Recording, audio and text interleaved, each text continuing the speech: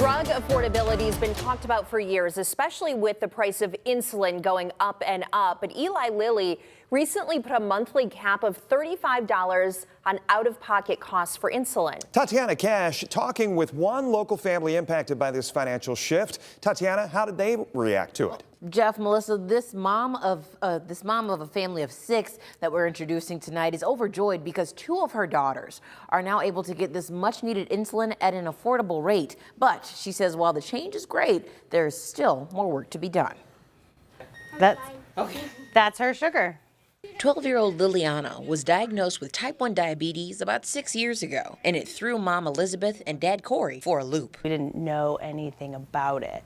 So when she was diagnosed, she had a UTI. So we took her to the doctor, and they literally pulled me aside and said, "We need you to go to Toledo Hospital right now." So for the next 5 years, the family learned how to manage type 1 diabetes, with Liliana keeping a positive outlook on her diagnosis. It's all right. It's going to be okay. You can still do everything. You can still eat everything that you want to. You just have to dose for it. And the family's education on this disease didn't stop there because Liliana's 9-year-old sister, Kinsley, was diagnosed with it just last year. Keep track of it and make sure you're dosing for everything. Her experience was perfect. But we went into hers knowing.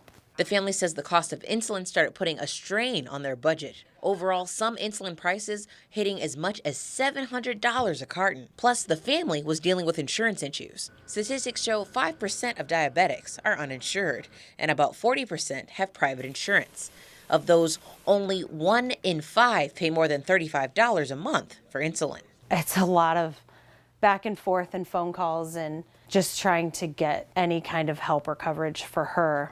With Liliana, she does have a primary coverage with him from his work. In late February, Eli Lilly and Company made a monthly cap on insulin at $35 out of pocket. And Elizabeth says she's grateful one of the weights has been lifted. Yeah, now if only supplies could come down too, but it's all in the process, right? So this is the start, was what we hope.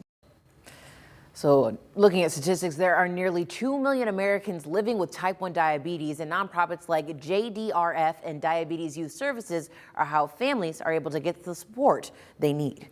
Live in studio, Tatiana Cash, WTOL 11.